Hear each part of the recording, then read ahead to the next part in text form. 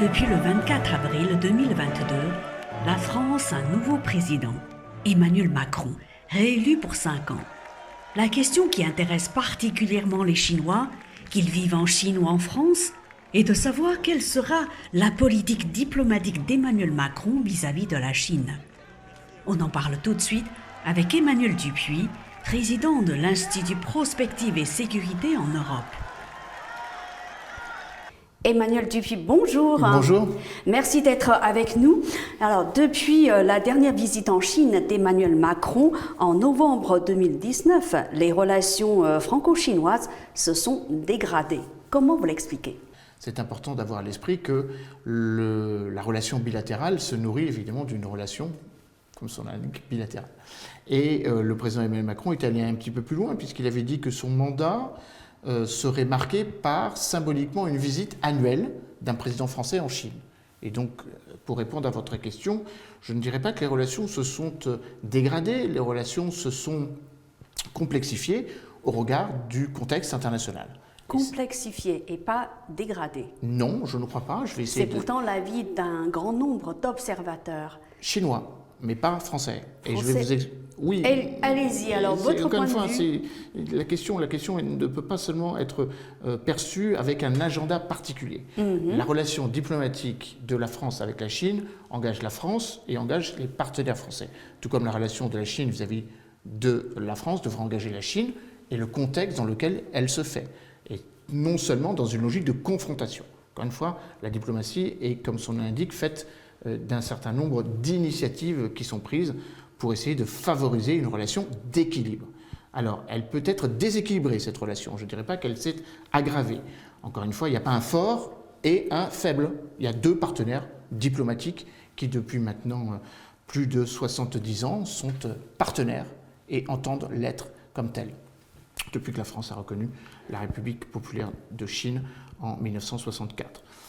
Donc c'est important d'avoir à l'esprit que, quand vous dites qu'elle s'est dégradée non pas de manière unilatérale, mais encore une fois dans le cadre d'un contexte géopolitique que l'on peut évidemment, que l'on ne doit pas résumer seulement à la crise en Ukraine, mais que l'on doit prendre dans un contexte plus large, d'une tension de plus en plus vive entre deux visions du monde, une vision du monde qui est un monde occidental, certes déclinant, mais qui reste uni dans sa capacité à percevoir l'utilité qu'il a encore sur la scène internationale, et une diplomatie orientale, une mondialisation qui n'est plus seulement basée sur celle qui a structuré l'ordre international autour de l'Atlantique Nord durant les 70 dernières années. Appelons ça une orientalisation des relations internationales, une sino-mondialisation ou une alter-mondialisation qui ne soit pas seulement le pendant de ce qu'a été le monde occidental, le monde atlantique. Donc on peut effectivement parler d'un monde post-atlantique. Je réponds aussi à votre question en disant que les relations se sont aussi dégradées non pas du simple fait des présidents ou du simple fait de l'exécutif, mais parce qu'il y a une pression de plus en plus forte de la part de la représentation nationale. On se souvient que le Parlement français, l'Assemblée nationale, puis le Sénat ont critiqué la position chinoise sur la question des Ouïghours et du Xinjiang, allant jusqu'à souhaiter que ce soit qualifié de génocide. Ce n'est pas une position française, c'est une position des parlementaires qui, comme vous le savez, sont libres dans le sens où l'exécutif et le législatif sont deux pouvoirs qui sont librement arbitres de leur position. Et puis évidemment au niveau européen, avec la même décision et la résolution du Parlement européen dans ce sens. Donc il y a une pression forte, appelons ça de l'opinion publique, ou en tout cas appelons ça une diplomatie autre que la diplomatie purement étatique, purement du simple fait de l'exécutif. Et pourtant, on a remarqué que la France s'est beaucoup rapprochée de Taïwan depuis 2 ou 3 ans, en dépit de plusieurs mises en garde de Pékin. Emmanuel Macron est-il conscient qu'il est en train, du moins son gouvernement, est en train de franchir la ligne rouge tracée par Pékin ? De nouveau, au risque de vous étonner, il n'y a pas de changement de nature diplomatique dans la relation entre la France et Taïwan. Qu'il y ait des rapports parlementaires, je pense au rapport des sénateurs Étienne Blanc et du sénateur André Gattolin sur, je cite, les influences étrangères extra-européennes dans les universités, et plus précisément en ciblant la Chine, est une réalité, mais c'est un rapport sénatorial, ce n'est pas la France, pas la diplomatie française, ce sont des sénateurs. Donc il faut faire une distinction. Il faut faire une distinction entre également le Parlement et Emmanuel Macron. Je me souviens très bien que la Chine s'était offusquée de la visite d'une délégation sénatoriale menée par Alain Richard, ancien ministre de la Défense, président du groupe d'amitié France-Taïwan. Mais c'est bien le Sénat qui est un pouvoir différent, non pas dépendant, indépendant de la part de l'exécutif. La diplomatie française n'a pas bougé. La diplomatie française n'a... La position officielle de la France sur la question de Taïwan n'a pas bougé d'un iota. Par contre, qu'il y ait une implication plus forte, qu'il y ait une sollicitation plus forte de la part du pouvoir législatif, donc des parlementaires, du groupe d'amitié France-Taïwan à l'Assemblée et au Sénat, est une réalité. Qu'il y ait une focalisation sur la question du cyberactivisme chinois en France ou de, je cite un autre rapport, un rapport de l'IRSEM qui portait sur le rôle de la Chine vis-à-vis du monde universitaire et du monde académique, est une réalité. L'IRSEM est un institut qui dépend du ministère de la Défense. Ça ne veut pas dire que c'est la position du ministère de la Défense. C'est un institut qui a endossé une étude faite par un chercheur qui du reste n'était pas un bon rapport. Ça n'engage pas le gouvernement français. Ça n'engage pas le gouvernement français. Pour résumer mon propos, la position diplomatique de la France est toujours la même vis-à-vis de Taïwan, mais il y a des alternatives ou des pouvoirs complémentaire ou une diplomatie alternative qui, elle, évidemment, est plus offensive et sans doute plus critique vis-à-vis de la position de la Chine vis-à-vis de Taïwan. Merci beaucoup pour cet éclaircissement. Il y a une autre question qui vient de me traverser l'esprit. Vous venez de dire que la position donc, des parlements et puis l'étude réalisée par un groupe de chercheurs, je l'IRSEM. crois. Voilà. L'Institut de recherche et d'études stratégiques de l'école militaire. Voilà, ça n'engage pas le gouvernement. Et pourtant, cette étude-là a été publiée sur le site du gouvernement français, me semble-t-il. Non, cette étude a été publiée sur le site du ministère de la Défense. Oui. Enfin, plus précisément, pour être le très ministère précis. de la Défense, donc ça fait partie. Oui, mais encore une fois, c'est pas une étude appartient à l'auteur et est endossée par l'auteur qui a porté l'étude. En l'occurrence, un universitaire qui s'appelle Pierre Charon. C'est lui qui a porté l'étude, ce n'est pas le ministère de la Défense qui a porté cette étude. Du reste, cette étude a été diffusée par le biais du ministère de la Défense à travers son site dans lequel est hébergée cette école dont j'ai parlé, enfin cet institut, ce think tank, comme on dit, ce laboratoire d'idées qui s'appelle l'IRSEM. Encore une fois, j'en parle d'autant plus que moi je suis critiqué dans ce rapport, comme d'autres, par rapport à la relation que nous avons avec la Chine. Mais encore une fois, ce n'est pas un rapport qui a été écrit par et pour le gouvernement français. Mais le fait d'avoir publié cette étude sur le site du ministère de la Défense n'est pas une façon pour le ministère de la Défense de cautionner cette étude ? Parce je ne le crois pas. Ça risque de semer la confusion dans l'esprit des gens. Je ne le crois pas. C'est une perception qui est sans doute culturelle. Encore une fois, le ministère de la Défense publie de nombreuses études dont la responsabilité n'est pas la sienne, mais celle des auteurs de ces études. Alors, qu'est-ce qu'on vous reproche dans ce rapport, vous ? On reproche une ingérence particulière de la Chine en direction du monde académique et du monde universitaire, du monde des think tanks, du monde des idées. On reproche à la Chine son activisme sur la dimension cybernétique, en ciblant précisément les outils qu'utilise la Chine, et on dénonce en fait une posture qualifiée d'agressive de la Chine à l'égard de la France et singulièrement de ses partenaires européens. Et puisque vous êtes critiqué dans ce rapport, vous venez de le dire, qu'est-ce qu'on vous reproche alors, à vous, Emmanuel Dupuy ? D'avoir participé à des débats avec des collègues chinois, que ça. Alors, que pensez-vous de cette analyse ? Est-ce que vous partagez Vous la partagez ou pas? Non, je la partage d'autant moins que je n'étais pas impliqué et on ne m'a pas sollicité par rapport à ce rapport. Mais encore une fois, tout ça, c'est un épiphénomène. Il ne faut pas focaliser, je pense que c'est une erreur, de focaliser l'attention sur des éléments qui sont purement conjoncturels et qui ne font pas une diplomatie, qui ne font pas une politique. Ce rapport n'induit pas la posture ou la position française vis-à-vis de la Chine. Ce serait évidemment une erreur stratégique de le penser comme tel. Et pourtant, beaucoup l'ont signalé, c'est pour ça que je vous pose la question. Ils l'ont signalé pour créer de la polémique. Bien, alors on passe à une autre question. En 1994, la France s'est engagée par écrit à ne plus vendre des armes à Taïwan. Or, en 2020, le gouvernement français a récidivé en livrant des équipements militaires à l'île rebelle. Et il n'y a pas si longtemps, la France a envoyé des armes à Kiev dans le cadre donc du soutien de l'OTAN à l'Ukraine. Est-ce que la France pourra à nouveau vendre des armes à Taïwan si un jour l'OTAN, dirigée par les États-Unis, décide de faire la même chose avec Taïwan au motif que la Chine constitue une réelle menace pour le gouvernement de Tsai Ing-wen? Alors il y a plusieurs éléments dans votre question. Premièrement, l'OTAN n'a pas vocation à vendre de l'armement.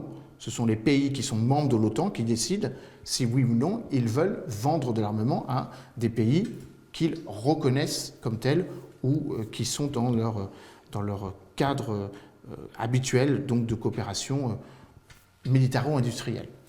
L'OTAN n'est une alliance, ce n'est pas une organisation en tant que telle, c'est le regroupement de 30 pays. Deuxième élément, l'OTAN n'a pas vocation à s'intéresser à la Chine pour une raison simple, c'est que lors de sa création, en avril 1949, il était précisé que l'OTAN avait pour vocation de s'occuper de la sécurité de ses membres, donc sécurité collective, en Europe, et non pas en Asie, vis-à-vis de l'Union soviétique, et non pas vis-à-vis de la Chine. Donc il me paraît très aléatoire de penser que l'OTAN a une légitimité quelconque à s'intéresser à ce qui se passe en mer de Chine ou dans la zone Indo-Pacifique. Ce n'est pas dans son mandat.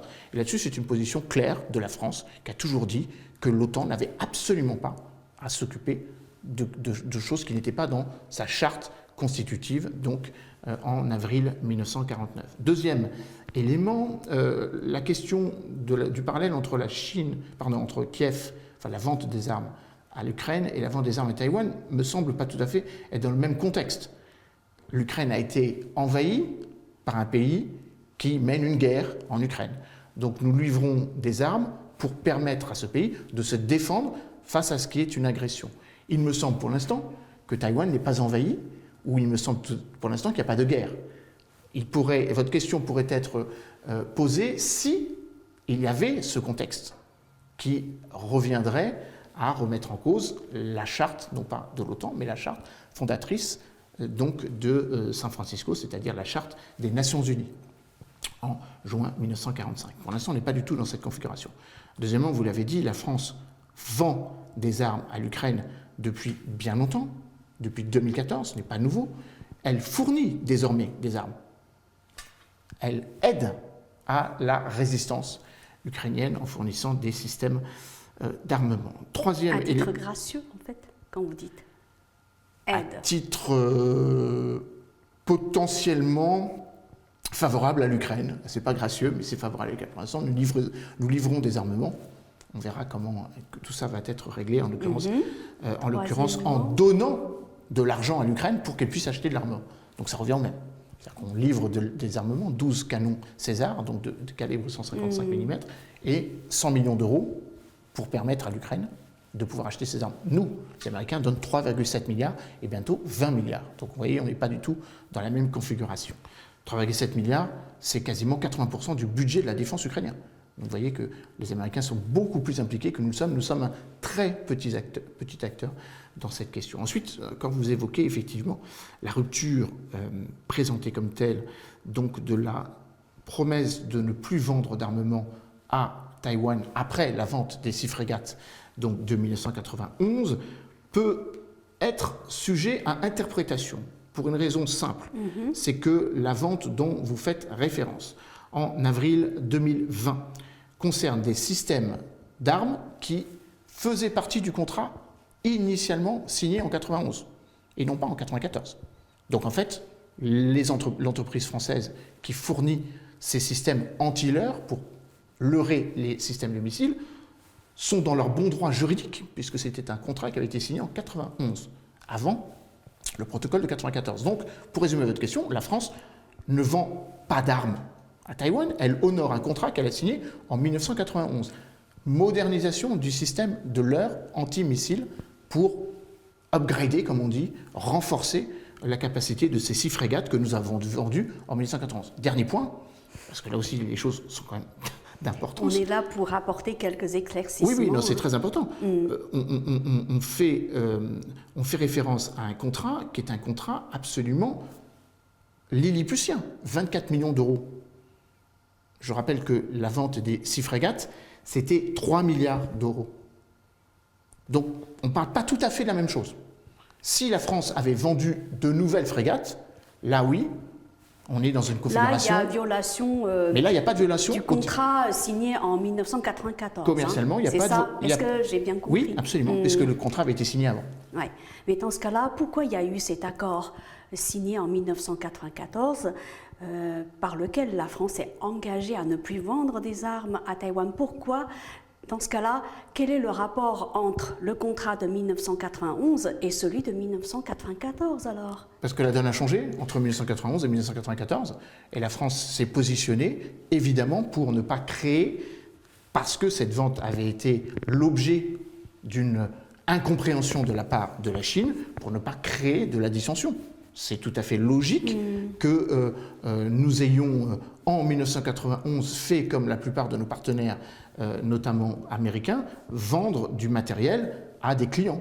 Encore une fois, vous savez, on a une fâcheuse tendance à penser qu'il y a l'État qui décide de tout. Il y a l'État et puis il y a les entreprises.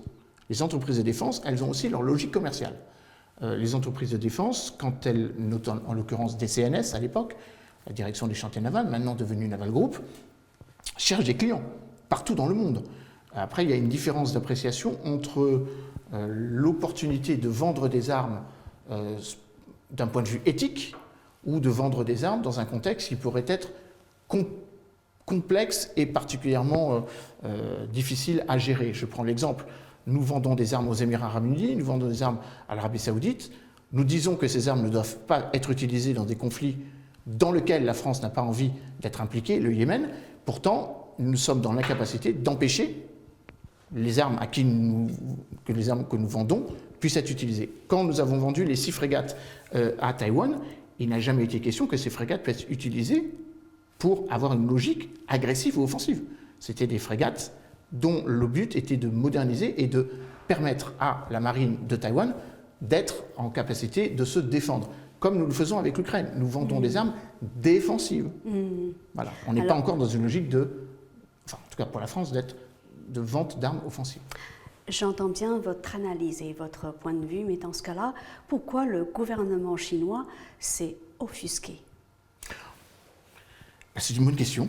Je ne comprends pas. D'un côté, il y a une logique commerciale. Il y a une logique diplomatique, évidemment, de mettre... Voilà. C'est donc logique. Les deux sont bien liés, je crois. Ah non, mais encore une fois, l'un ne remplace pas l'autre. Bien sûr, l'un ne remplace pas l'autre. La logique de l'un ne remplace pas l'autre, ou n'explique pas l'autre. La logique chinoise est logique. Votre analyse paraît limpide, bien sûr. Mais dans ce cas-là, pourquoi Pékin... Parce qu'il me semble que... a mis en garde à plusieurs reprises, donc pour Pékin, ce n'est pas perçu comme tel. J'espère bien. Le contraire m'eût choqué. C'est logique que Pékin réagisse comme tel. Encore une fois, on est dans une logique où l'agenda de Pékin n'est pas le même que le nôtre vis-à-vis de Taïwan. Pour être clair, nous n'avons pas la même vision de l'évolution statutaire et politique de la situation à Taïwan. Encore une fois, nous ne sommes pas dans une logique où, votre propos amènerait presque à penser que tout le monde doit penser comme Pékin vis-à-vis de Taïwan. Force est de constater que ce n'est pas le cas, puisque un certain nombre de résolutions onusiennes ne reconnaissent pas la même trajectoire ou la même capacité ou la même vision. Nous avons toujours défendu l'idée que Taïwan avait sa place sur la scène internationale. Nous avons toujours pensé qu'il fallait trouver un accord politique à la question de Taïwan. Nous n'avons jamais dit que nous nous rangions à la position de la Chine de reconnaître que Taïwan faisait partie intégrante de la République populaire de Chine, dans aucun document diplomatique depuis 1949. Qu'est-ce que ça veut dire dans ce cas-là, pourquoi est-ce que ce serait la reconnaissance du gouvernement chinois comme étant le seul gouvernement légitime? Alors qu'est-ce que ça implique? C'est ça en fait. La question est posée, à mon avis, un peu différemment qu'elle devrait l'être. Qu'est-ce qui change maintenant d'une position qui a toujours été celle de la communauté internationale vis-à-vis de la Chine, par rapport au fait que vous dites qu'elle est la seule représentante au sein du Conseil de sécurité? Jusqu'à preuve du contraire, Taïwan n'est pas, enfin, Conseil de sécurité ou membre des Nations Unies. Jusqu'à preuve du contraire, la France ne va pas reconnaître la souveraineté de Taïwan. La France ne va pas reconnaître Taïwan faisant partie des Nations Unies. La question que vous posez est autre. Vous voudriez que la France se range à la position chinoise. Ah non, c'est pas que moi je veux que la France se range à la position chinoise. Je voulais tout simplement comprendre pourquoi, si la France a tout à fait le droit, comme vous le dites, de vendre des armes à Taïwan, pourquoi Pékin s'est offusqué autant et surtout, à l'époque, je me souviens, les relations étaient presque au point de la rupture. Oui, mais c'était en 91. Ah oui, c'était violent, c'était... Voilà, je cherche simplement à comprendre. Entre 1991 et aujourd'hui, les choses ont un peu changé. Premièrement, la France s'est renforcée dans sa capacité à penser son rôle et sa légitimité non plus de manière exclusive vis-à-vis d'une relation transatlantique, mais dans une logique d'indépendance ou d'autonomie stratégique. C'est le mot que l'on emploie. Donc ça, c'est un élément important. Deuxième élément, la France, en tant que membre du Conseil de sécurité, tout comme la Chine, a des divergences et des convergences. Et force est de constater que sur Taïwan, c'est une divergence plus que c'est une convergence. Maintenant, la question que je vais vous poser, enfin la réponse que je vous ai, me semble quand même devoir être posée parce que je ne vois pas vraiment où est le changement. Sauf à penser que la Chine elle-même veut induire un changement dans ce statu quo qui fait que, pour l'instant, on tolère la situation du statut de Taïwan. C'est là, à mon avis, le nœud gordien. C'est-à-dire que ça donnerait l'impression que la Chine veut changer ce statu quo. Or, pour l'instant, il me semble que les positions diplomatiques des membres du Conseil de sécurité, hormis la Chine, et des 193 membres de l'Assemblée, constituant l'Assemblée générale des Nations Unies, de ce point de vue-là, n'ont pas vraiment bougé leur position. En résumé, la France ne va pas reconnaître Taïwan, mais elle ne va pas faire en sorte que Taïwan puisse être en capacité de demander cette reconnaissance. Bien sûr, donc on est dans la continuité diplomatique. Moi, je n'ai pas l'impression, en lisant tout ce qui est écrit dans la presse française et dans la presse chinoise, je n'ai pas l'impression que concernant la question de Taïwan et de la position française à l'égard de Taïwan, je n'ai pas l'impression que la position de la Chine ait changé. Pas du tout. Au contraire. Bon, encore une fois, je pose la question simplement pour nos téléspectateurs, en essayant de comprendre le pourquoi du comment, puisque la Chine n'a pas changé de position, puisque la France a recommencé à livrer des équipements militaires, et puisque Pékin a de nouveau mis en garde le gouvernement français contre cet agissement, donc on a quand même le droit de comprendre pourquoi. Vous voyez ce que je veux dire? J'ai répondu à votre question. La France ne livre pas d'armement à Taïwan. La France honore un contrat qui a été signé avant une entente diplomatique pour ne plus livrer d'armement à partir d'une date donnée. Encore une fois, on peut tourner ça dans tous les sens que vous voulez. 91, c'est 3 ans avant 1994. Merci pour ces éclaircissements. À bientôt alors. Très bientôt.